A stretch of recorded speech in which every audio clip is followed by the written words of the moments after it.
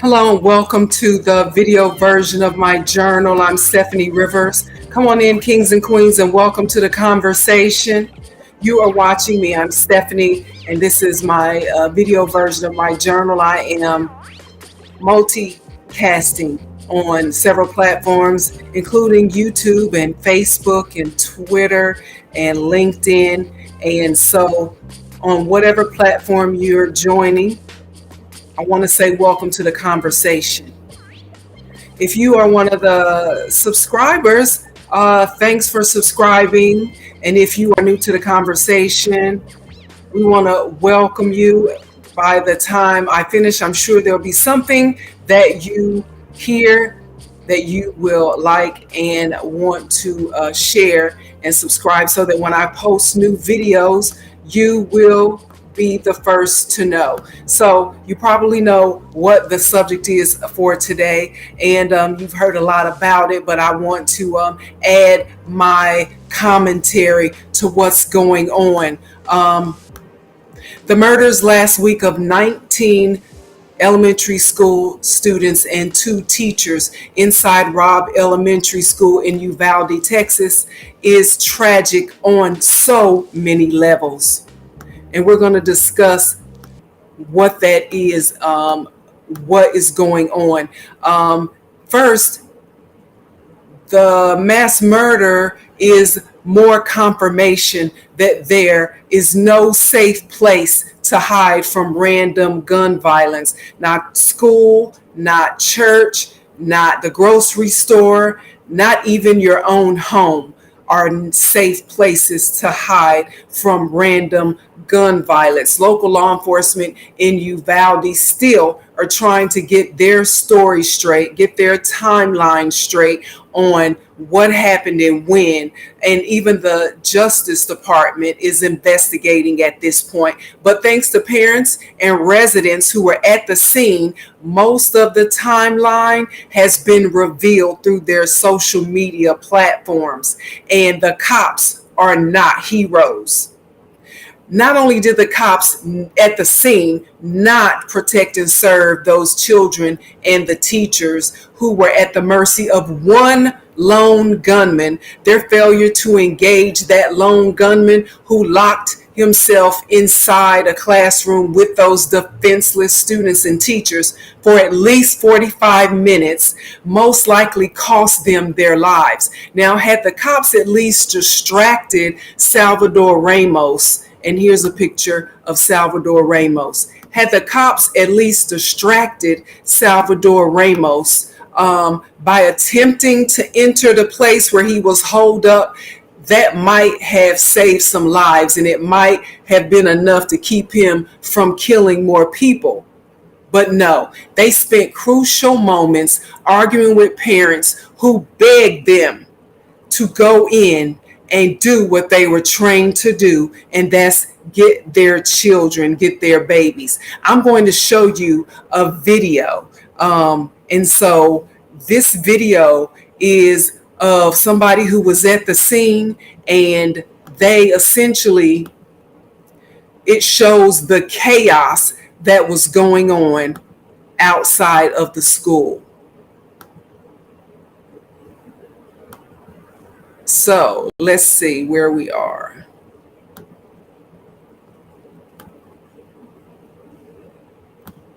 While I get that ready, if you haven't already, be sure to subscribe that so that when I post new videos, you will be the first to know. Now, this is a 6-minute and 42-second video. I'm just going to show you a few minutes, if that much of it. Here it is.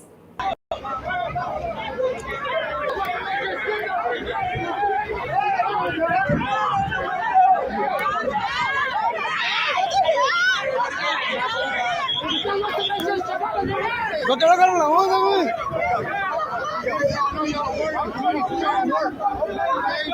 It's not helping matters.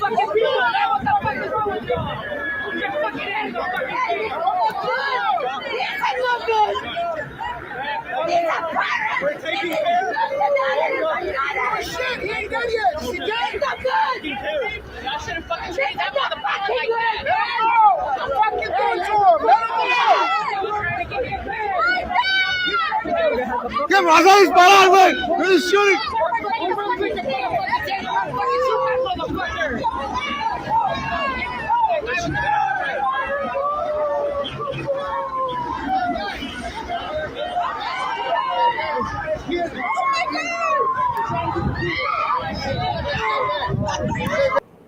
Now, that was the melee that was going on outside of the school, Robb Elementary in Uvalde.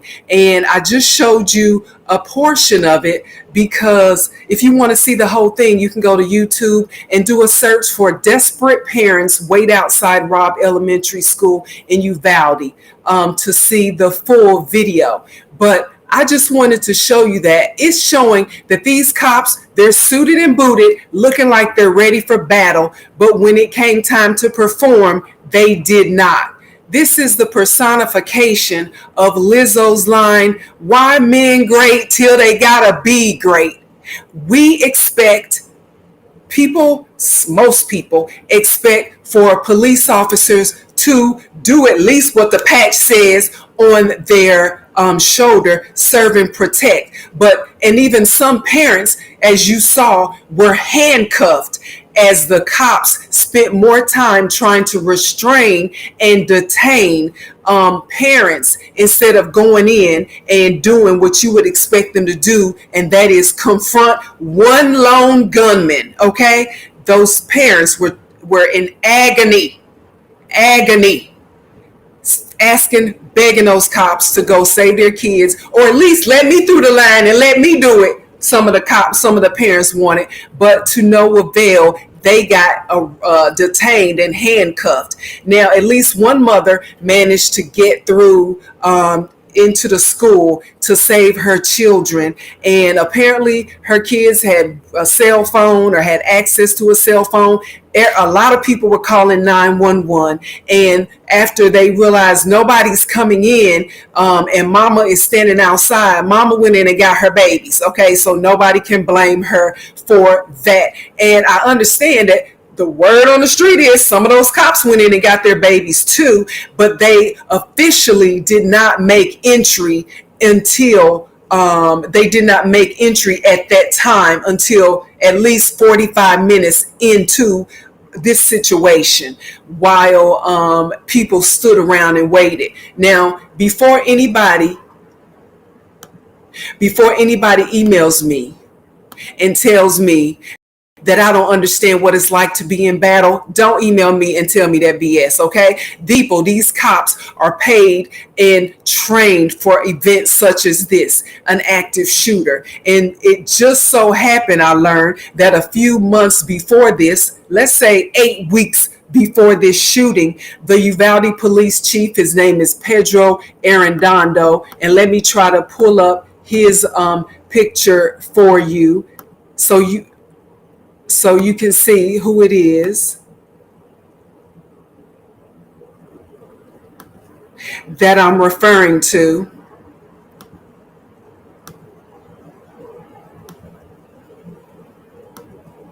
This is Pedro Arredondo. He is the police chief of the Uvalde Police Department.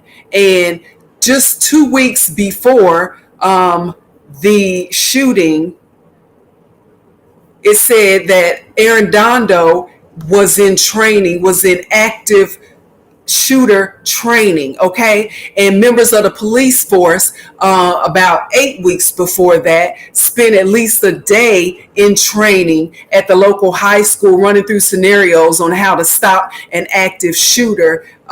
So although I'm not sure how that was paid for, I know that typically how it works is it's paid for through taxpayer money. And so you mean to tell me that these cops are taking, and the police department is taking money from taxpayers, which include these parents begging you to go inside and save their kids, to do what you've been trained to do just 8 weeks ago, and you did not do that. This is tragic on so many levels. This is another reason why I support defund the police. Yeah, I'm bringing it back around to defund the police. These law enforcement agencies around the country, they got residents paying millions of dollars, me and you and everybody else. It's a part of the taxes. They take it out of our taxes. Got us paying millions of dollars for equipment, for training, salaries for people who in the heat of the moment can't even engage one lone gunman. So, but when it comes to black people in America, they'll bully and kill us. They'll bully and kill unarmed black people on the side of the road, okay? And then they'll claim they fear for their lives, okay? But when armed white people storm the Capitol, then what they shoulda, woulda, coulda done to stop it, they didn't. Now, of course, there were one or two Capitol Police or legislative police that ended up shooting or defending themselves by shooting. We know at least one or two people died in the process. But here's the thing. When you had a chance to stop armed white people, you didn't shoot. Okay, and then you got it in Congress on a congressional hearing and cried about how you fear for your life, but in the heat of the moment you didn't do nothing. So it's more about, that's why I say Uvalde Police Department is not an exception to what law enforcement is about. They are an example of what law enforcement is about. But when it comes to black people in America, you will bust in a black person's house in a minute with a no-knock search warrant and shoot up the place, only to find out you at the wrong house and or the person you're looking for is not there, but you done shot and killed people, got people standing around in their underwear in their own home, and this is the result of it. But you want for people to hand over millions of dollars to train you so you can be ready for an active shooter. And this is what you do. You stand outside and fight parents instead of fighting the one lone gunman who killed 21 people. So here's also what I want to bring up. Qualified immunity. A lot of these officers are acting, or they act like they do against unarmed people. They act like they do with a no-knock search warrant because they're hiding behind qualified immunity. And this is a reason why I think qualified immunity should be removed from every state in the United States. And so if this lack of engagement by the Uvalde Police Department in the heat of the moment with training that they just had doesn't convince you that cops are getting too much money and not acting like they should, and they're doing nothing but standing around like the average citizen might, then you just need to turn this off and don't look at it, because you and I totally don't see eye to eye. But if you are still here and you do agree, please like, share, and subscribe so that when I post new videos, you will be the first to know. So what we're talking about is Uvalde Police Department. They are the example of what's wrong with law enforcement. They are not the exception. Okay. Some people contend that cops were just following orders on that day from the police chief, Pedro Arredondo, to wait for backup and following standard operating procedures by not walking into harm's way because they didn't have the right equipment. But if that's the case, then stop taking people's money and getting training on what to do in case an active shooter comes to town, okay? Because if you just gonna fall back on standard operating procedure, then what's the point of getting trained? There's no point. What's the point in taking people's millions of dollars in taxpayer funds? There's no point. So that's my message. Don't pretend like you're going to save the day, and in the end, you fall back on, well, standard operating procedure is we just hold off. Well, then hold off then and don't take our money. That's what you need to hold off on. Tear those protect and serve badges off your wrist because you've been exposed. The Uvalde Police Department, as well as others across the country, have been exposed, and we cannot unsee it. We see y'all. We see y'all. Okay, so according to the timeline from people who were actually there and who have no reason to lie, the area SWAT team was the group that actually went into the school to engage the shooter, only to determine that, oh, the door is locked. And now they waited another 30, 45 minutes, I'm told, at least 30 minutes for someone, an employee at the school, to show up with the key to get through the door. So you mean to tell me a SWAT team that has all the training that a SWAT team has, that has all the equipment, hand-me-down military equipment that a SWAT team has, does not have what it takes to break down a door in a school that's locked to get to a shooter that is barricaded himself in there with some innocent children? You mean to tell me that? It sounds like this was what they call a shit show, okay? And it just shouldn't happen. It just shouldn't happen. And especially if it turns out to be true that some of the law enforcement officers who were on the scene, they took it upon themselves to go find their children and their relatives' children and get them out safely. But officially, they waited until the door was unlocked. They waited until they had to go ahead. They waited for whatever they was waiting for.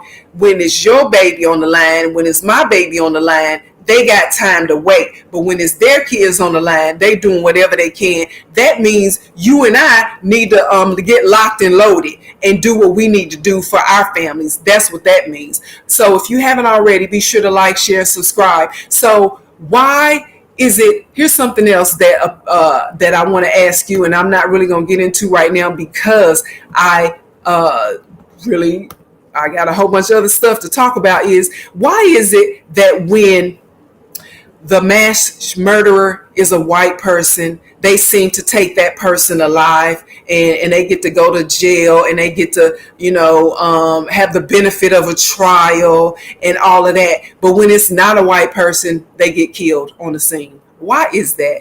Have you ever asked yourself that? So while you're thinking about all these other things, ask yourself that. In the meantime, although there are millions of dollars spent on local jurisdictions to train law enforcement, at the end of the day, you and I cannot depend on a cop to save us, to save our loved ones. So what does that mean? Well, that leads me to the Second Amendment. See, the right to bear arms. That's where I'm going with this as well. I'm bringing it all back around. See, the murderer of 10 black people a few weeks ago by a self-proclaimed white supremacist terrorist that happened in Buffalo, New York. New York, a state that has the most, if not one of the most strictest gun legislations in the country. You can't even own a gun in the city of New York City. I'm not sure about in the surrounding areas like a Buffalo, New York, but because the state legislature is over the whole state, I would assume that in the state of New York, it's illegal to own a firearm, or at least to carry one outside of your house. Let's say that. So New York is one of the states with the strictest gun laws in the country. This mass murder in Uvalde, Texas, is in Texas, where Texas has one of the most lax gun regulations in the country. It's open carry. It's open. You don't even have to have a license to carry anymore in Texas. So that proves that having the most strict gun laws, all the way to having next to no gun laws in the United States, it's not the answer. Gun laws are not the answer. No matter where they are, criminals with plans for mass murder, they don't care about the law. They care about soft targets. They're looking for soft targets. That means people who are less likely to be able to defend themselves. That's why shooters end up going to schools because they know it's children in there, and those kids don't know how to shoot. They know it's nurses and teachers in there, which more than likely they don't know how to shoot. They go to church where you're focused on reading the Bible and looking at the pastor and singing hymn songs. You're not focused on let me watch my back in church. In the grocery store, you looking at your grocery list. You're like, well, how much is this? Well, how many calories is in this? You're not really focused on somebody walking up on you and shooting you while you're shopping. You're a soft target at that point. And that's what mass murderers focus on. How can I find the most victim soft targets? So make it your business to not be a soft target. That's what you need to do. Like this woman did in Charleston, West Virginia. It happened a few days ago after the Uvalde shooting. Look it up if you want to know more about it, but I'm going to explain it to you. Essentially, this woman, it was a party that was part graduation party, part birthday party. They were having a party. It was a bunch of young people, and it was in a neighborhood, I'm told, or at least that's how I understand the article to read. And somebody kept driving up and down the street reckless, and when they told the person, hey dude, you need to stop driving up and down like, being reckless. We got kids and we try to have a party. This guy gets upset, drives off, comes back with a gun, okay, and starts shooting at people at the party, okay. So there was a woman at the party who now we find out had a license to carry and knew how to use it. She didn't just carry the license, okay. She pulled out, drew up on his ass, and shot him and killed him, okay. They didn't worry about calling no cops. They didn't worry about running for cover. I'm sure some people ran for cover, but at least one person took it upon herself to save the day, and that is my type of hero. She is my hero. So she probably had little to no training, and most definitely she had less training than a police officer would have in that situation. Most definitely she had less training than all the people you saw them suited and booted in Uvalde with rifles and shotguns and all the way down to their damn ankles. You mean this long ass gun and all you're gonna do is walk around with it? Come on now. So the woman in Charleston, West Virginia, that's my kind of person who takes it upon herself if she has to do so. Nobody wants to, take a life except for these people like mass murderers, but just everyday people who are just trying to live their lives and celebrate when they can celebrate and provide for their families. Those people, you and I, that's who we are. We need to get trained. We need to make it our business to be hard targets. So if anybody wants to make us a target, we're going to be hard. We are not going to be soft, okay? Get trained, get ready, and stay ready, because it could go down at church. It could go down at work. It could go down at the grocery store. It might go down at the club. And oh yeah, if you're Black in America, it might go down at your house. So you got to always be ready. To find out more about the things that I care about, you can go to the written version of my journal. That's at eurweb.com. Thanks and have a super day.